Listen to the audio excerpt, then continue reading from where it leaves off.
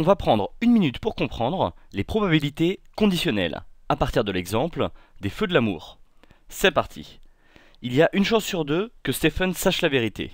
Si il sait, il y a 4 chances sur 5 qu'il séduise Pamela.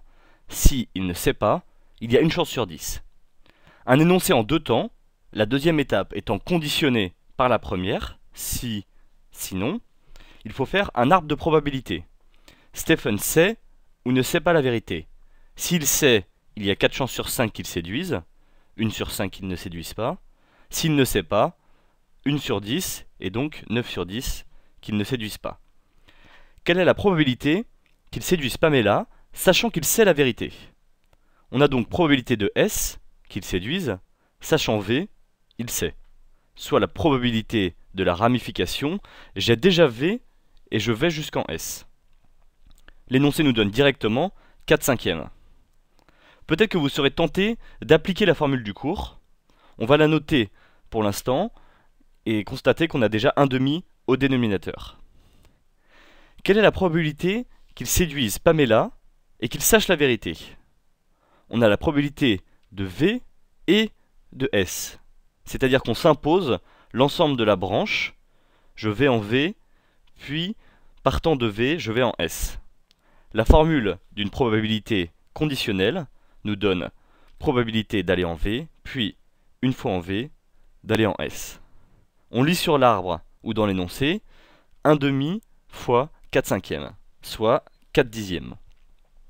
Dans la question d'avant, on a donc la même chose au numérateur, et 1 demi se simplifie, ce qui nous remène à notre première lecture, 4 cinquièmes. On voit sur l'arbre que le plus souvent, on lira directement la solution. En effet, 1 demi, la première partie, se simplifie d'office. Quelle est la probabilité que Stéphane séduise Pamela?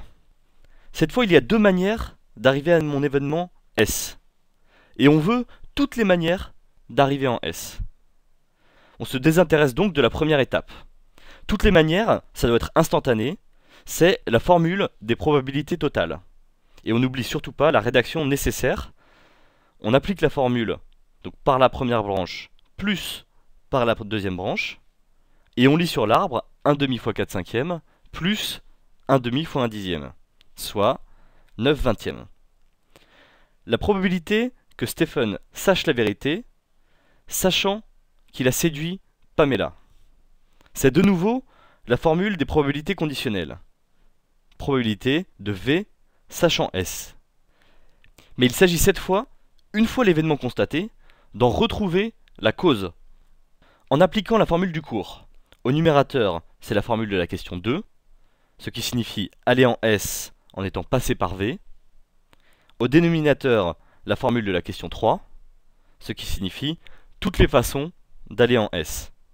Et en reportant les résultats précédents, une façon d'y aller sur toutes les façons d'y aller, c'est donc ce quotient qui nous redonne la probabilité que la cause soit qu'il sait la vérité. 8 chances sur 9. C'est donc un énoncé tout à fait classique en probabilité conditionnelle. On va étudier la probabilité d'une ramification de l'arbre, la probabilité d'une branche de l'arbre, les probabilités totales, et une probabilité conditionnelle où je remonte à la source de l'événement.